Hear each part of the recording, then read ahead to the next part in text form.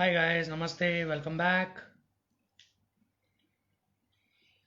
So looking forward to our last session of July.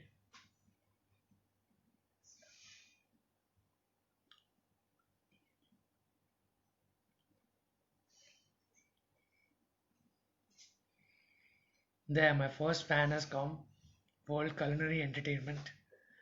Come on, where's the Tom Sawyer? Could you comment? Alright, namaste guys. Uh, Welcome back to our last session for the month. Hashtag Junoon was the theme of the month. We had some wonderful people who've come in. Uh, So till the time today's guest joins us, let me again just give you a brief up about the Creative Toli.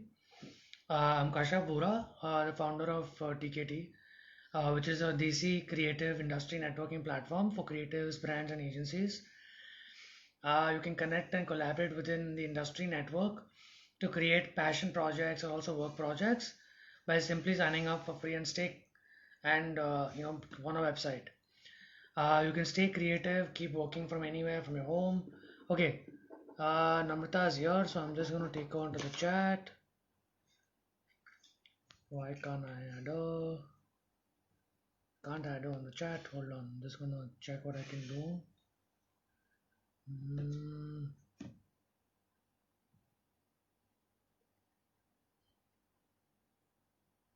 yeah.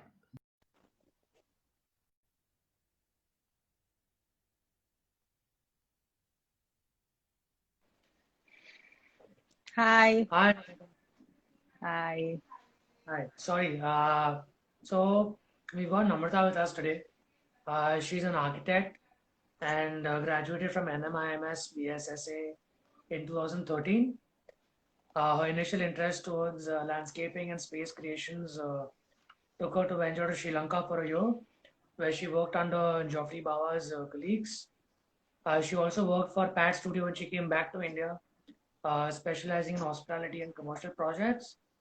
And after 2 years of working in the industry, she started her own studio, which is Studio Node, with a vision to be a place where space creation for various needs intersect.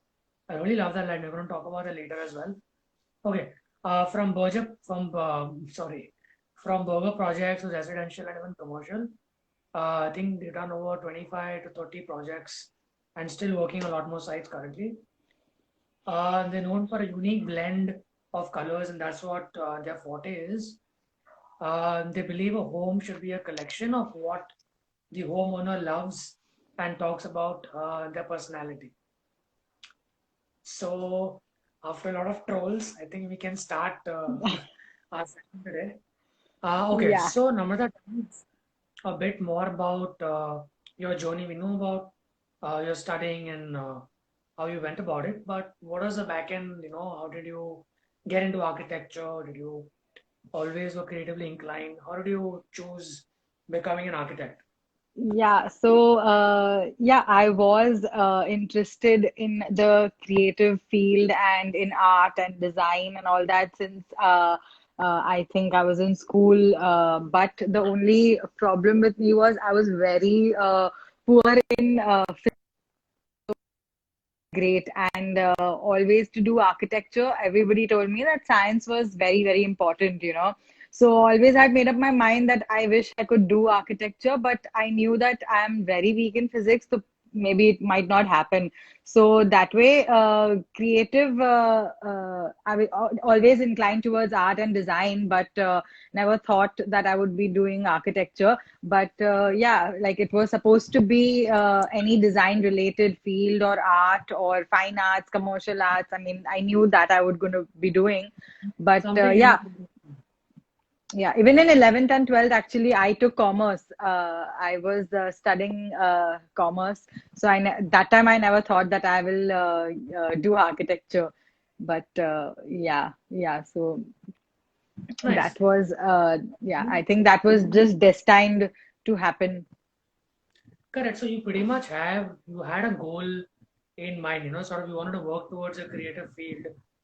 Besides architecture, did you have any other backups, or did you think that, when you got into it, this is it? Or did you choose Yeah. architecture? So yeah, so that's what I said. I took commerce in 11th and 12th, and then suddenly that was the year when I graduated from 12th. That was the only year when the rules changed, and even commerce and art students were allowed to do architecture.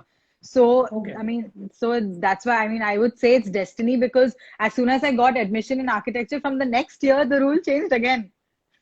Okay. So So that that was one year like, was a gap year for yeah, you. those 2 years, it was just 2 years in which they gave permission for commerce students to take architecture. And that's when I grabbed the opportunity. Otherwise, like I said, if not architecture, I would be doing maybe graphic design or commercial design or fine arts also. So that was very clear. But yeah, being from a commerce background, I got into architecture. That was really destined. And I'm glad I am an architect today. So, I mean, yeah, this was I would say definitely a luck in the bag for you where you suddenly, yeah, till uh, now, people tell me that there are so many people who want to pursue architecture. I get so many inquiries and interns and stuff like that who want to practice. But yeah, unfortunately, now science is compulsory.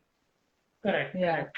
And yeah. besides these, were there any other challenges you faced while sort of, moving on to architecture? Was there a shift maybe around people to make them understand, or any such challenges that you faced along the way? Yeah, no, so frankly, it wasn't challenging, but I would say that, yeah, the initial bit was kind of tough because, uh, I mean, I was not from similar background and stuff like that. But I think at the end of it, it's the creativity that plays a big role in the course and as a journey as an architect. It's about that, and if you have that inclination, then it works out completely well. So that was pretty easy, and it was great. I mean, there's an entrance exam and stuff like that that went off well, so it didn't really matter.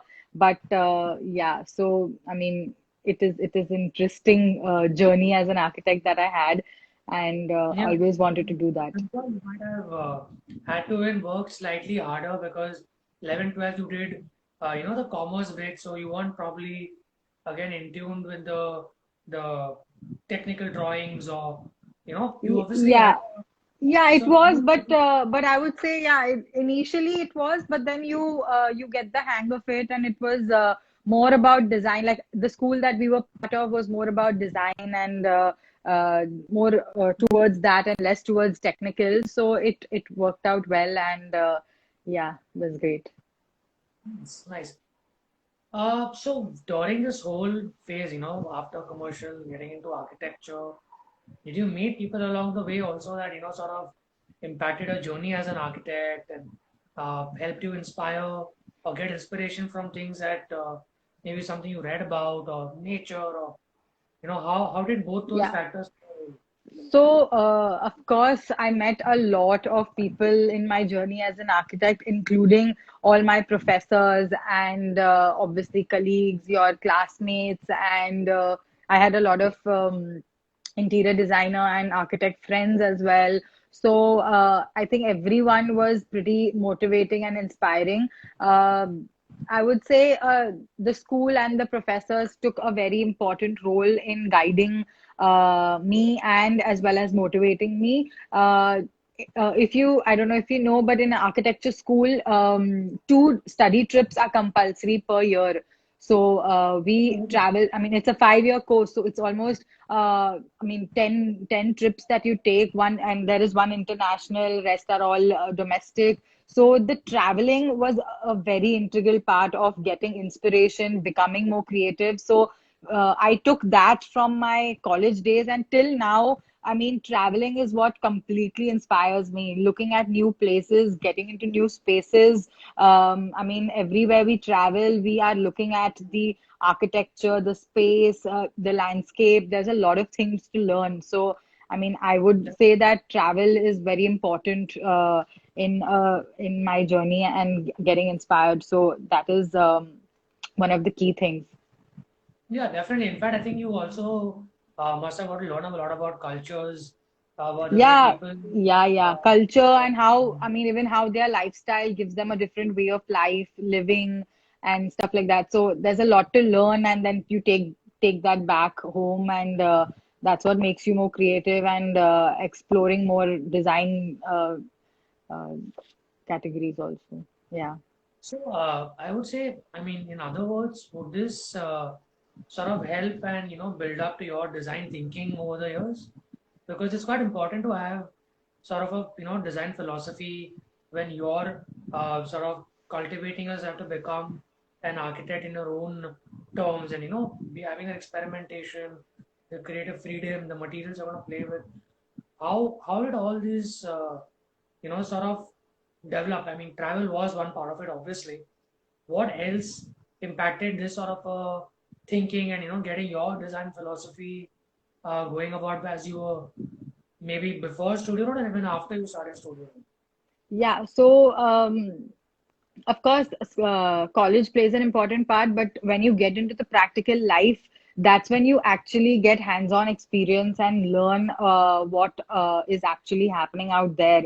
So, in Correct. even when I went for my internship to Sri Lanka, that was also the first exposure you get outside college, you know. So that also played a very important role in actually understanding how office functions, how the real world is outside college, how do you see a project, how do you meet people.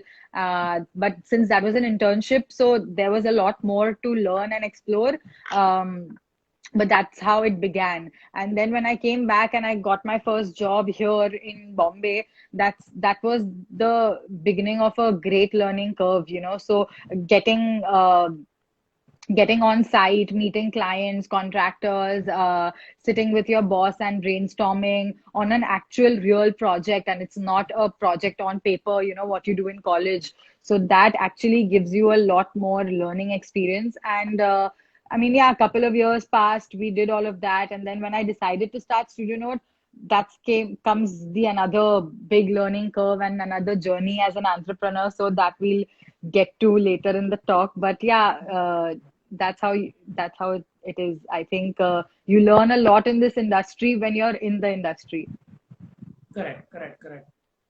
So, when you worked at Batch Design Studio before you started Studio Node, did you have anything particular in mind that, when you start something on your own, this is what you want to specialize in, or some sort of a design philosophy that you had?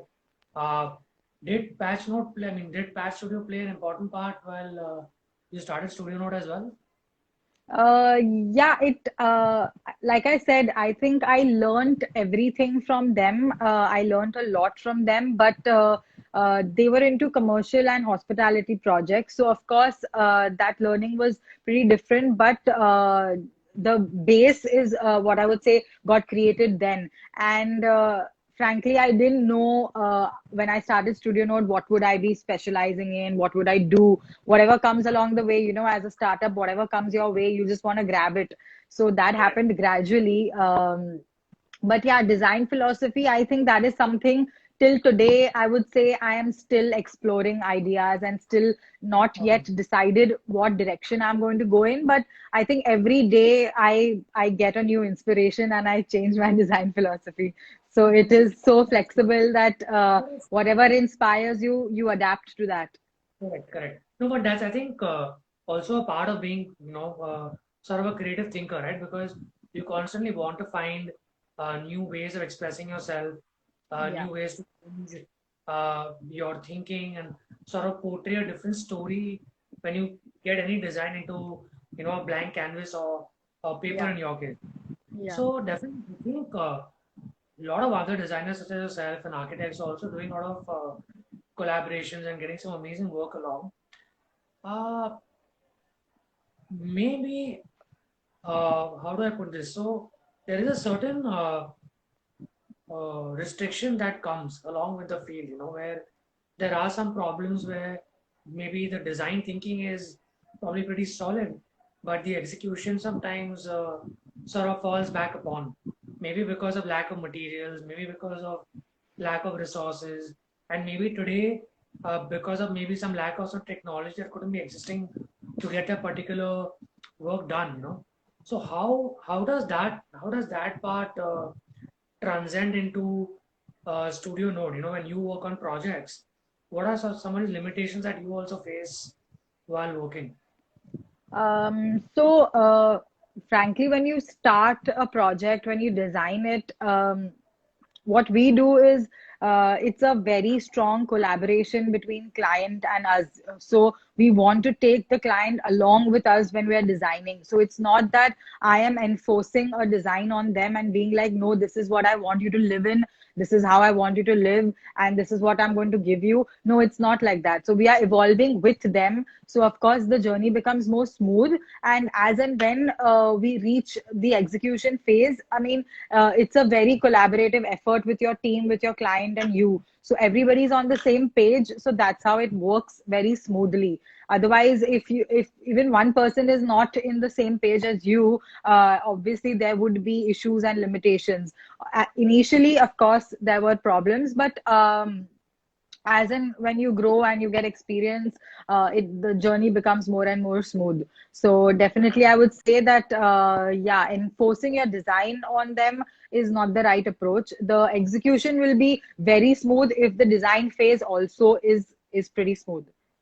Correct, correct, correct. So, you know, since you spoke about clients and also how the journey that you take them along while the process is going on, well, if it's a house, it's an office, whatever it may be, tell us some of the encounters you had with the clients, with contractors, some new friendships you made along the, you know, networking along with people you met, or anything. Some just, you know, few Yeah. stories for us to understand how your passion for architectures keep, you know, growing every day. Yeah. So the main point I would like to make here would be that because Studio Node is specializing in residential projects, what starts happening is every client becomes your family. So the you actually become a family member to them, and you are actually a very important part of their life because you're giving them a lifestyle. You're actually training them as to how you're going to live in this space, how you're going to design your bathroom, your bedroom, your kitchen.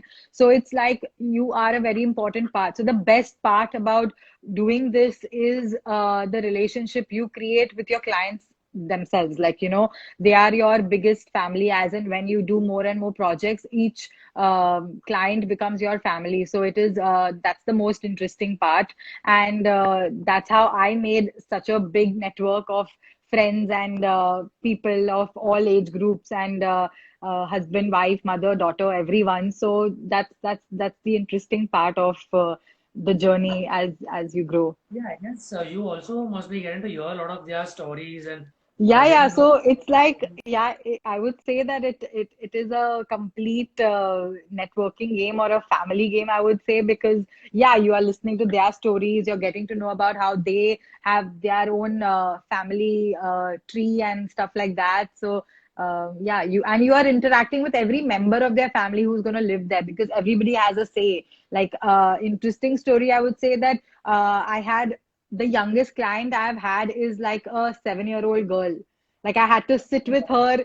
Yeah, so I had to sit with her and talk to her about what she needs. And the clients, I mean, her parents were really serious about telling me that you need to discuss with her what she wants and how does she see her room. So it was very important. So I had to deal with even those kind of people, and then I had to deal with like 85-year-old uncle also, who had a say on how does he want his space and stuff like that. And not only residential, even hospitality clients, they are very passionate about their work as well, like how they perceive a restaurant and how do they see that space. So even that is has been interesting. Like our first project as Studio Node was Fat Kid Delhi. So the client also was as young as us. It was a startup for him as well. It was a burger space. So I mean, that was also really a fun project to do and to start with. So it's like from that kind of clientele to coming to residential, where you have like a full family of 6 people. So it's a Yeah, wide variety of encounters and incidences you come across. nice, Yeah, nice. yeah, yeah. In particular, you remember maybe while working with some contractors or probably something on site that, something that was drawn differently and it turned out to be executed as Yeah, something yeah. else. Mistakes happen a lot. In fact, there was a project in which the contractor left midway and ran away. And like for 3 days, I didn't know what to do, and I had to get somebody new. So yeah, there are a lot of blunders also that happen. A lot of mistakes happen. You have to like quickly redo if there is a mistake. But I would say, what I like to do is, of course, we make all the drawings, all the details, everything in office is made properly. But I feel comfortable in even evolving the design as and when we see the site along with the client. Because there are a lot of times when they perceive something else on paper, and when it actually happens, even though we have 3D drawings and stuff, when they actually see it in person, they if they have a comment or something, I am pretty flexible in that way that I will get it changed. So even on-site evolvement happens a lot more than just on paper, you know. So I'm not very stubborn in that sense कि नहीं अभी ये final हुआ था तो यही बनेगा. It's not like that. So there is a Correct. lot more evolution of design materials that happen on site as well, so that everybody is happy towards the end. So that is also connecting to the point that you said that does the execution go as smooth and are there any limitations? This is how it goes smoothly, because then there is not much of discussion, you know, that I wasn't happy with this, but it's executed and stuff like that. So at every stage, we have like a discussion in which things are like, okay. Correct, correct. Definitely, that is, I think it's a obviously it's a part of the whole process. So I'm sure you'll have to be actively involved in that sense as well. But besides this, uh, anything that probably may have seemed completely out of the place before and somehow accidentally turned out uh, probably the way you wanted it, or maybe something better. Have those instances also happened? Like something negative completely has turned out to be positive. Yeah, I would say like initially when we were a younger, very young studio, that time it was very like this is how we perceive a project and this is how it should turn out, you know. So because I mean, we were young and we didn't have that much experience, we were very attached to a certain design philosophy and how we wanted to look. So eventually when it did not turn out the way we imagined, obviously we used to feel bad and we were like, okay, this is not what we thought about. But then, like, I would say that as of today, I have evolved as a designer, and I feel that every project of mine now has started looking different because, like you read in, even in my intro, like I would depend on how the homeowner is seeing his house, and I would want to give him that. So each project should have a different look and feel. So I don't want it to be like, oh, this is how Studio Note designs and that's how it should be. So I have like a signature. No, I want the homeowner's personality to show in each project, you know. So I want to dwell on that. So I spend more time with the family. I try to understand what's their liking like, and I want to give them that, and that becomes my signature. So Correct. yeah, so that's why and in that sense I don't even feel that bad, you know, because if I have not perceived anything in the start that oh ye nahi hua to I'll feel bad, I don't want to do that. I want to evolve the house and the designs as per what their personality, their liking is like. Of course, I will squeeze in my taste somewhere down the line, but that has to be very subtly flowing in. I don't want it to be looking forced. So that in that sense, what happens is each project also doesn't look similar. Otherwise, it will be like every project of mine starts looking the same, like the same project again and again. So I would like that. Uniqueness to come in the project because each client and each family is very different. So automatically that shows. Correct. Correct. No, you're right. Absolutely right. I think as a designer, you rightly said you have to learn to find your best way of relating to a particular design or project, and you have to start finding your own signature, as you said. Yeah. Talking about projects, are there any favorite ones that are in your mind, and something that you maybe not got to work in the past, and something you're looking forward to work when the lockdown opens up? Because you know, somewhere maybe, uh, as I said, because you play a lot of materials, there's a lot of creative experimentation that you can do. are there some voids that are still, being waiting to be filled on the design front? Are you looking forward to some projects more keenly than the others? And Yeah, what are some of your favorite projects that you've done so far? yeah, I would say favorite. I mean, there are a lot of my favorite projects, and I would not like to pick one project as such. I like a lot of my projects. Of course, the first one is the closest to your heart. So, my first residential, my first commercial, those would be like very close to my heart. But coming to what I would like to do, I think because I haven't explored landscaping a lot yet in my projects. Because of this lockdown, I think everybody has gone very close to nature and wants to introduce that at home, and they have more time. So I would like to do projects which are related to landscaping definitely, and I would make that an integral part of Studio Node. So not only doing interiors, I want to get into doing the outdoors and probably the gardens and stuff like that around people's homes, or even introduce the outdoor inside. So that is something that I'm developing, and I would want to practice that even in future and make that part of the interiors. Nice, Yeah, that, interesting. yeah. Uh, Funny that you mentioned that, because you're absolutely right. Right now, everyone's thinking about the basic necessities, what we are missing all this time especially in the metro, hectic life that we live. There are a lot of these small pain points that, where we, like the designers or the creative people, can help solve these small problems, for them. And maybe in that sense, what we can do is start painting that story in the particular, as you said, getting the outdoors indoors. That's something which is so easy for us to explain or sort of talk about, but it makes such a big impact for the person's life because Definitely. the experience every day, you've done your work. That's your aim has been fulfilled, Yeah. Uh, interesting, interesting. So let's move on to something more towards the design style of Studio Node as well.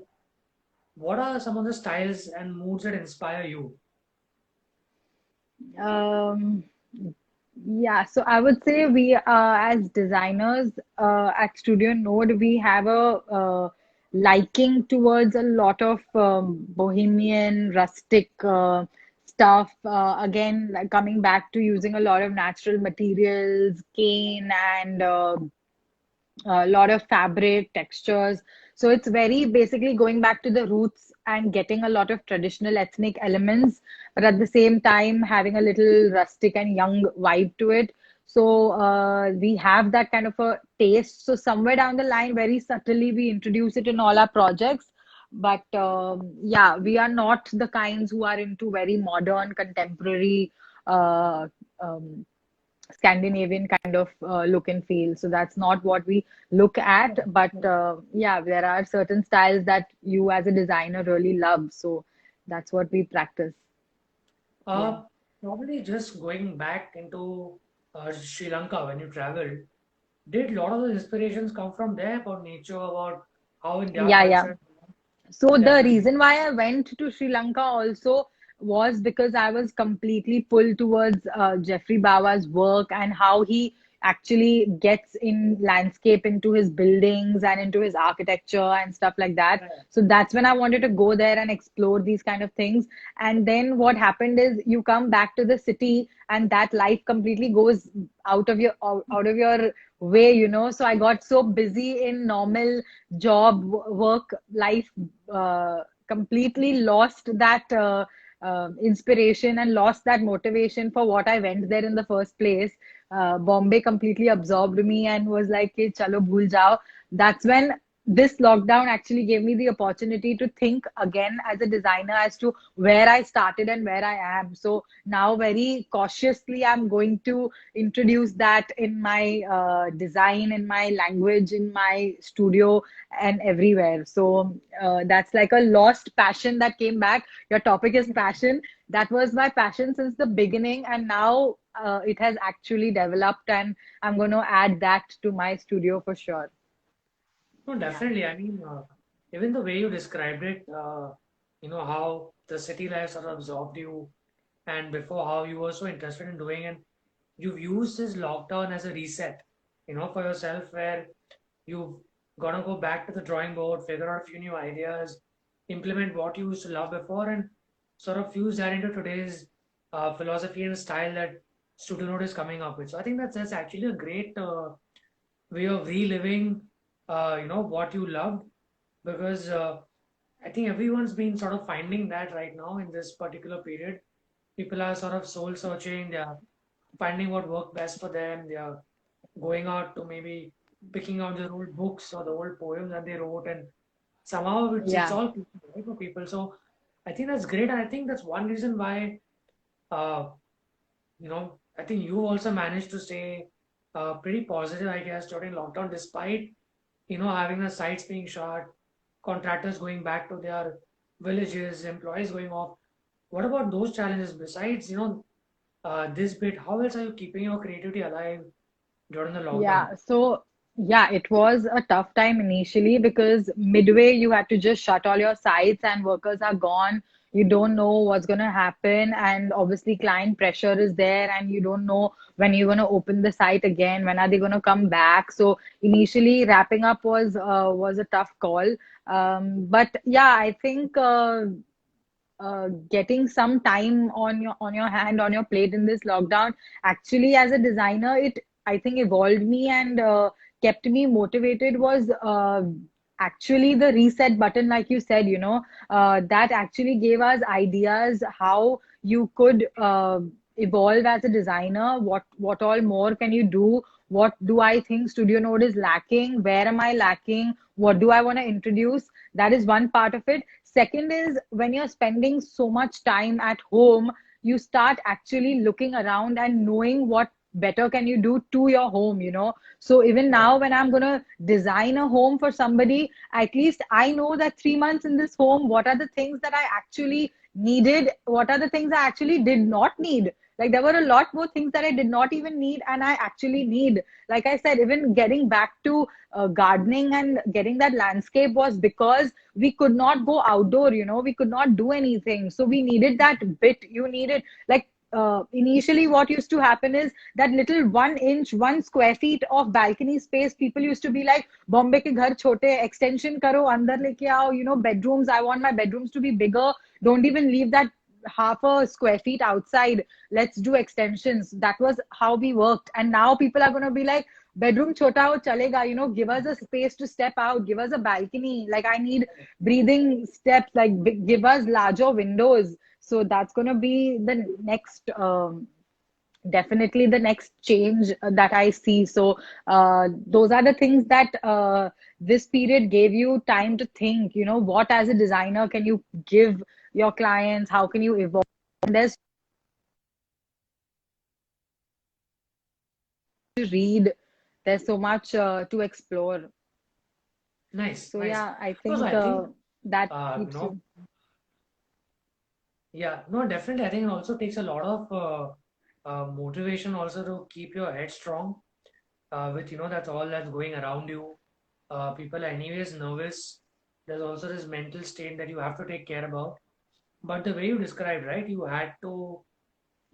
actually wanted the outdoors to be inside, and you made that yourself by going in your own house, getting the balcony done, and you just experimenting with your own ideas, and that's what I think gave you inspiration to sort of implement that in the future towards student or projects as well. That's Yeah, yeah. interesting.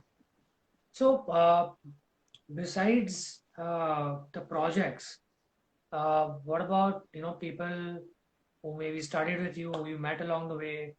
Have you all been talking about design? Have you collaborating on work projects, or just talking about some passionate projects which are left behind? Yeah, yeah. So I think even as an industry, I think all of us have, because now we are in the same boat. The next big thing in future is going to be definitely is going to be collaborations. So I think for a lot of things, we are going to be collaborating and having a completely collaborative effort in a lot of design fields. And if somebody we feel is good and can add benefit to the project, then why not, you know? So that I think is going to be the next change as well. Having your peers and your colleagues to work along with you is going to be definitely important and going to be the next thing.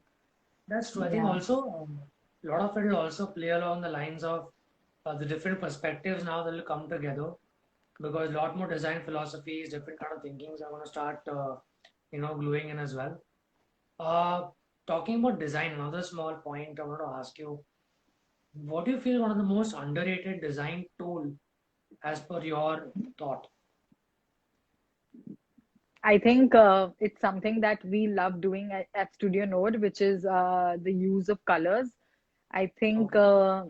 uh, yeah, colors is something we use a lot in our projects, and maybe in a subtle way, in a bold way, in any way. But I think that is a very important design tool in terms of even material patterns, textures, however you want to use it. But it is necessary, and that's something we do, and it is not a very common practice in a lot of architects and interior designers. Like if you see a lot of architects wear black, they wear white, they don't wear color. So there's a lot of monochromes in their even in their wardrobes. But I would say it's an underrated design tool. It needs to be a little more out there. Yeah. Interesting, interesting. I've actually never observed this point that you pointed around that a lot You of should. architects and designers do forget the actual power that color has Yeah. and how you can combine it to sort of mix match, find good. That's very interesting actually. Yeah, I mean, and there Even is something called as color therapy, right? Like there are cool colors, there are warm colors. So every color develops a emotion. So playing with that emotion, I mean, if you're designing a space, what emotion do you want the space to create? The color is very important. So that's something a lot of designers miss out. Uh, this is what I feel, yeah. That needs to get integrated in your design. so I'm just quickly going to take a small pause. Yeah. Guys, if you guys want to ask Namrata any questions regarding design, regarding Studio Node, please feel free to drop in a few questions. And we've got a couple of things we left to ask her, and then we'll move on to your questions. Okay, so since you spoke about colors, since you spoke about how the using of these colors is currently quite underrated, how do you work upon that with a client? How do you convince or convey that design idea to the client? How do you, I mean, you said you want to obviously communicate his personality across, but how do you explain to him what sometimes works and what doesn't work? So I think working with a client, it's basically what you are trying to do is educating them. So you have to communicate in a way that you are trying to explain and educate them as to what you are trying to achieve in your design process. So you that's how you take them along with you in the design process, right? So that becomes very very important as to how you are communicating with the client and explaining them what you want. Like you can't, there is a way of dealing with things. You can't be like, I want this, so this shape of a wardrobe and this color, and you have to deal with it. It's not like that. Obviously there is a reason and a process that is involved as to why you choose what you choose. How do you communicate, how do you present it to them? So that is yeah, of course it's the toughest part of dealing with a project. But it's all about the communication game, you know, how you deal with it and how you explain them as to what is right. And definitely they would understand. Correct, correct, correct. Interesting, interesting. Uh, so obviously there might be times when sometimes a design has to sort of take a seat back and the client's needs come first. Hmm. So these are small, small things I'm sure you also learned along the way Hmm. while going through a years of experience or working and even with Studio Note. Hmm. Sorry. What advice do you have for young entrepreneurs who are thinking of starting on their own studio or their own setup? as a designer or interior designer or as an architect? Hmm. Yeah, I think entrepreneurial journey is pretty tough. So yeah, if you are ready for it, then go for it. But yeah, I would say that eventually, I think the satisfaction that a project that you have completed yourself gives you, I think nothing else in the world gives you. Like if you are passionate about design, then definitely go out there and grab your work and start your own firm. But of course, it's not easy at all, and it is a tough journey. But I think everybody one day who is passionate about design and wants to practice would be able to, because it's all about how strongly you love your work, you know. So yeah, yeah. Of course, there is a Nice. lot of things you need to learn. Like, I mean, there's a lot of business aspect that comes to it when you start your own firm. It's not only about design, it's not only about completing a project. You are actually starting a business, so you need to have that eye. I think also what happens is, we as creative people sometimes are not very much into the business side of things. So it's slightly even tougher for us to, very to get emotionally attached to design, to sort of work towards that angle, and we sometimes forget the business angle. But as you said, right, you have to be patient, you have to have hard work, and only if Yeah, you're ready for all the factors that are going to come your way, you have to sort of take the plunge. Otherwise, you're just going to keep, fretting about the idea that why did I start this and I shouldn't have done, what I did right now. So yeah. we've got a few questions so far. Uh, Anything else besides what we shared? Any other inspiring quotes or philosophies that you live by? Something that you read somewhere that has totally stuck by you? Um, Actually, there are quite a few, but yeah, I mean, like I said, I think design philosophy, I would say something very personal to me is have a design theory which is very contextual. Like designing for the context is what I think this current generation and this current year demands. You know, we need to be designing in the right context and in the right atmosphere, in the right era, basically. Like right now, from now on, I don't think a very fancy, luxurious design is the demand of the hour. So it's not going to be like, oh, wow, let's do that. I mean, it's going to be very designing for the context and keeping something in mind which is going to obviously satisfy and make yourself and your project happy. So that is something I would like to tell everyone. Yeah. Interesting, interesting. Okay, so I'm going to get to the first question. What's the most economical add-on to enhance bedroom interiors? Most economical add-on. Actually, there are quite a few. If you want to get into decor, then it would be most economical would be adding the right bedding, cushions, artwork, that kind of stuff. And otherwise, it would be if you're talking about furniture, then it would be add a nice quirky hanging light in the corner of your bedroom, or get a funky chair where you can lounge on or have a cup of coffee. That will add a lot of creative elements to your bedroom. Yeah. So depends on Okay. what. The other question is Vastu is quite in nowadays.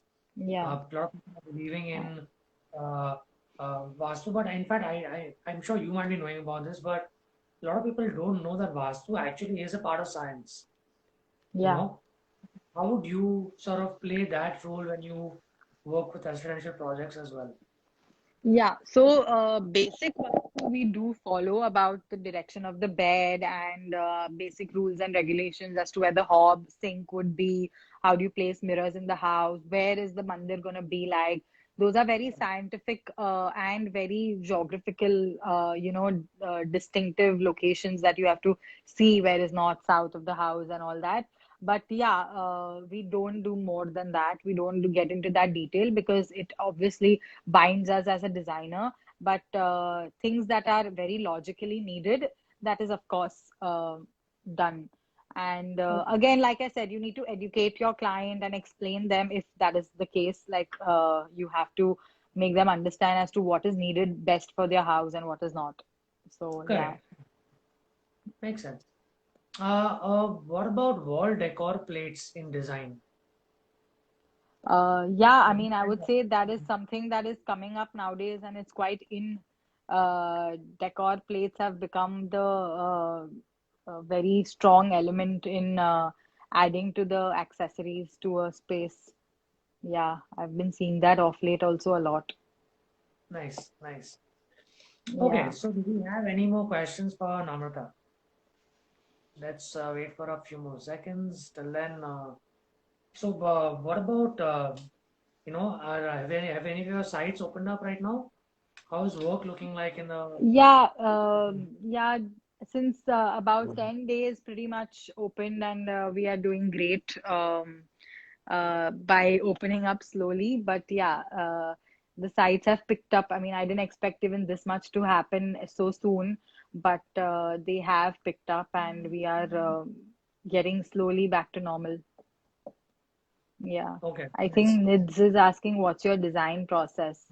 Yeah, I think I missed out a question. Sorry. Yeah. Yeah, yeah. Design process, it's a long process, but yeah. So once you get a project, of course, you need to make layouts and you need to discuss with the clients their requirements, sketch plans for the project. Then you go and do site visits, take measurements, start your design. Of course, do a lot of inspiration mood boards and create a lot of look and feel presentations, get the right kind of mood you want to create, sit down with the clients and have like a long couple of meetings in which you discuss what they actually need, what is their taste like. And then once you have everything ready, you have your 3D drawings made, and then you move to site, and then begins the execution. Yeah, I Nice. think she got the answer. Yeah, I mean, you're right. You summarized it quite well because design process, in its sense, also it's quite a big term that you cover because it Yeah, starts from your basic, your drawings, your plans, to then moving on to on-site work. Then in mid-progress, you get the client to come visit, show them the look and feel of how it's progressing. And yeah, yeah, obviously, yeah, after there's your final, last minute touch-ups, I would say, to the handing over phase. yeah, yeah, yeah. Okay, so I think we're still waiting if there are any more questions. Otherwise, Namrata is just Yeah, smiling. otherwise we are done. All right, okay. So I'm just going to conclude till then. If any questions come up, I definitely will answer. Okay, there we go. How do you choose your colors? I think that's completely intuitive. There is no fixed answer to how do you choose colors, but depends on what kind of client you have, what is their age group, how are they like. Like it's very important to judge them by how they uh, speak to you, how do they dress up, what is their lifestyle like, what is their culture, age group, all those kind of things actually help you in deciding the color theme of the house. You know, Correct. if a person is wearing ethnic and Indian and is inclined towards that, then you know what kind of things you're getting into. If somebody is like not that, I mean, there are a lot of ways to judge Yeah. Yeah. No, what you're right. you. It's There's a about, mood that you yeah, create for every design, client. layout, and local authorities facing. I don't know Yeah. So, that. basically, say for example, for a house or maybe there's some brick that needs to be done or design layout, there's something I need to sacrifice on. Have local authorities created problems ever, or have you ever got to face it, or does a client deal with it? No, usually in residential that doesn't happen, but yeah, that happens a lot in our commercial and hospitality projects, and of course, a BMC comes in and all that happens. But yeah, it's easy to deal with them. They if you have all your paperwork in place, then they wouldn't have a problem. They usually come to check whether you have taken prior permission of theirs. Are you doing it Correct. properly or no? So yeah, of course that paperwork is handled by the client only, but we also keep a copy. So in case we are on site and they visit, then you can definitely deal with it. Absolutely. Absolutely. Yeah, so yeah, that is necessary. How do you give How? budget counting to clients? Yeah. I mean, it's either you ask them the budget before you start a project, or when you have made your look and feel or design, rough design, you Yeah. prepare the budget and present it to them. And of course, if it is more or less, you always have ways to refine Correct. it. To work around the Yeah, budget. Yeah. yeah, yeah, yeah. Okay. So I think we'll wind up for today's questions. Thank you guys again for coming. Thank you to Namrata and Studio Node. It was a great pleasure hosting you. After a long time, I got a chat as well. So Yes. that was good. We got one more question. We'll answer that later on sometime. You guys Thank can you, tune in. Creative Toli, for having me Yes, here. thank you, thank you, and yeah, you guys can join us for more such sessions. This being the last session for Junoon, I'd like to thank all you guys. Also, please do check out Studio Note, check out their work. You guys can DM them for some collaborations or some work projects you want to assign. They've got some great work, so please check that out. Namrata, since you're here, I'm also going to sort of talk about our next month. So basically, Junoon, as you know, spoke about passion the whole month of June, keeping creativity alive and positivity. So we interacted with a lot of other creatives from various stages in their creative careers currently, and we decided how to take these sessions further ahead and have another topic that's very essential for all of us in whichever field we are, which is purpose. So we'll be having this whole new month of July coming up every Tuesday and Friday with these sessions known as Kala Baitaks. And the aim of these sessions is to share the experiences of creatives of them finding their creativity in purpose and to let that meaning itself be the reason of their creative existence. So we've got some interesting people also coming up. In fact, do stay tuned today. We have an announcement at 11:30 to make, as well as we got some interesting surprise for you guys. So yeah, hope to see you guys. Namrata, I hope you can attend our next month sessions as well. Yeah, sure, definitely. I have attended your past sessions also. Nids is asking how do you get to see past sessions? I think it's on your page, right? Yes, yes, it's on IGTV. You guys can definitely check it out. Uh, okay, I think one question which you missed out, I'm going to quickly let you answer that. How do you deal with clients who are not so flexible in their budget? I mean, you just deal with them. I mean, like I told That's you, you have to be very creative in not only design, but in also communicating with them as to what do they need to be flexible in, and correct. yeah, alter the budget. Of course, you will also be altering your design to help be in their budget, but at the same time, you need to be strong enough to communicate the right decision to them. Yeah. Absolutely. I think this is something most of the creative people face, right? Yes, Client, and it's not I only think, exactly, it's not only about our field, it's about you guys, it's about every designer has this problem as to because it's something not tangible. So I don't think creativity ke liye nobody really sees it, so they don't know what to pay for it.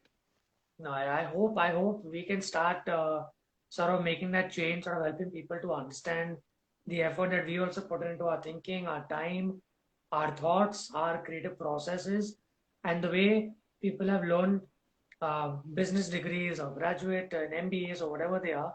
The same way we've learned our courses and we've also paid for our skills. So I'm Exactly. I'm sure somehow many people will start communicating better and valuing also the creative process that goes behind the work. Yeah, that's true. Thanks, Amrita, again for having us. I mean, Yeah, this was great. yes, yes, yes. All right, Thank you bye. so much. Thank Bye. you. Thank you. Bye. This was a great last session we had for Junoon. As I said, we've got a whole month ahead of Kala Baitak and some exciting lineup coming up.